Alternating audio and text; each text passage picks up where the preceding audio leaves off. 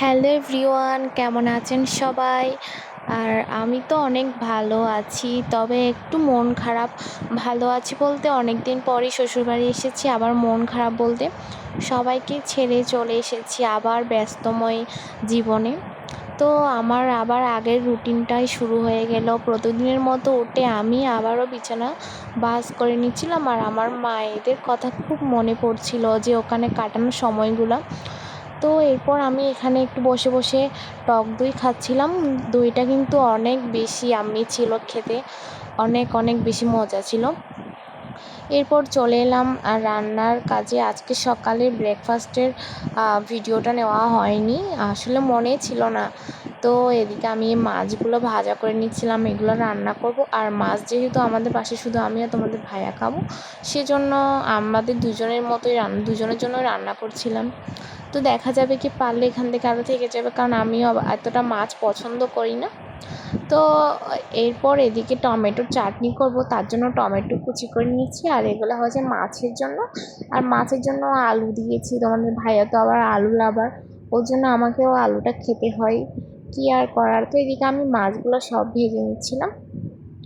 আর টমেটোর চাটনি করব, আর একটু লতি রান্না করব হচ্ছে আমার শাশুড়ির জন্য, যেহেতু উনি মাছটা খাবে না।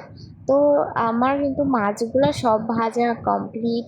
আর এখন আমি এবার রান্নাটা করে নেব আস্তে আস্তে। তো দেখো এখানে কিন্তু তেল রয়ে গিয়েছে, আমি আর তেলটা দিব না, যেহেতু অল্প করেই তরকারিটা রান্না করব। তো এখানে পেঁয়াজ কুচি দিয়ে দিয়েছি অনেকটা। তো পেঁয়াজ কুচি দেওয়ার পর পেঁয়াজটা ভালোভাবে ভেজে নিই।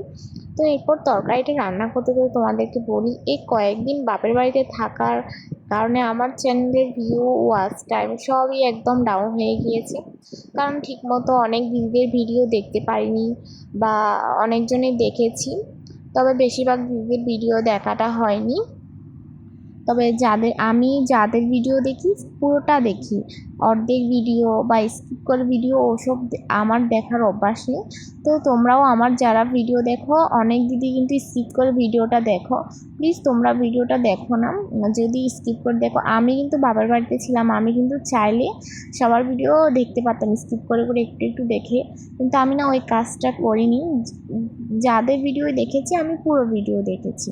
তো তোমাদেরকেও ওটাই বললাম যে পুরো ভিডিওটা দেখো, তাতে তোমার চ্যানেলও ভালো থাকবে, আমার চ্যানেলও ভালো থাকবে। তো এদিকে তোমাদের সাথে কথা বলতে বলতে দেখো আমার কিন্তু মাছ রান্নাটা একদম হয়ে যাচ্ছে আস্তে আস্তে। তো আমি এখন এদিকে মরিচের গুঁড়ো, সব ধরনের মশলা অ্যাড করে দিয়েছি, আর হালকা একটু জল দিয়েছি যাতে পুড়ে না যায় নিচের দিকটা। তার জন্য কষানোর সময় আমি হালকা পরিমাণ একটু জল দিয়ে দিয়েছি। তো এবার আমি তরকারিটার মধ্যে কিছুটা পরিমাণ কাঁচামরিচ কেটে রেখেছি, কাঁচামরিচ আর অল্প পরিমাণ টমেটোও দিয়ে দেবো, যেহেতু মাছের সাথে টমেটোটা লাগবে। তো এখানে টমেটোটা আমি দিয়ে দিয়েছি। তো আমার ফাইনালি মাছ রান্নাটা আজকে কমপ্লিট। হয়তো ফুল আর রান্নার রেসিপিটা দিতে পারিনি, তবে দেখো হয়ে গিয়েছে, আর মাছের কালারটাও দারুণ এসেছে।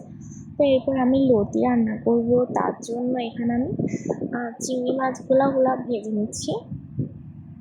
কারণ চিংড়ি মাছ ছাড়া তো লতি রান্নার কোনো টেস্টই আসবে না। তো আমি এখানে লতি কিন্তু অল্প করে রান্না করেছি, যেহেতু আমার শাশুড়ি মা খাবে তার জন্যই রান্না করলাম অল্প করে। আমি লতি খাই না, তেমন একটা পছন্দ করি না। তো এদিকে বিকালে আমি চায়ের জল বসিয়ে দিয়েছি, আর এখন আমরা চা খাবো। আর আমি নুডলসও বানিয়ে নিয়েছি সবার জন্য। তো দেখো এখানে আমি চা নিচ্ছিলাম, আর চাগুলো খেতেও কিন্তু টেস্ট হয়েছিল। আর আমার হাতের চা কিন্তু সবাই বরাবর মতো খুবই পছন্দ করে, তাই সবসময় চায়ের দায়িত্বটা আমারই থাকে যে চা বানাও তুমি। তো জানি না কতটুক কী, তবে সবাই কিন্তু আমার হাতে চা পছন্দ করে। তো এদিকে দেখো আমি নুডলস রান্না করেছি, সব কিছু ধুয়ে কমপ্লিট করে এখন চলে যাব হচ্ছে আমার রুমে। আর এটা হচ্ছে আমার শ্বশুর শাশুড়ির রুম। সন্ধ্যার আগে করে একটুখানি ভিডিও ক্লিপ নিয়েছিলাম, ওটার লাইট জ্বালিয়ে দিয়েছিলাম, ওইটারই ভিডিও। তো সবাই ভালো থেকো, টাটা। আমার ব্লগটা একটুকুই।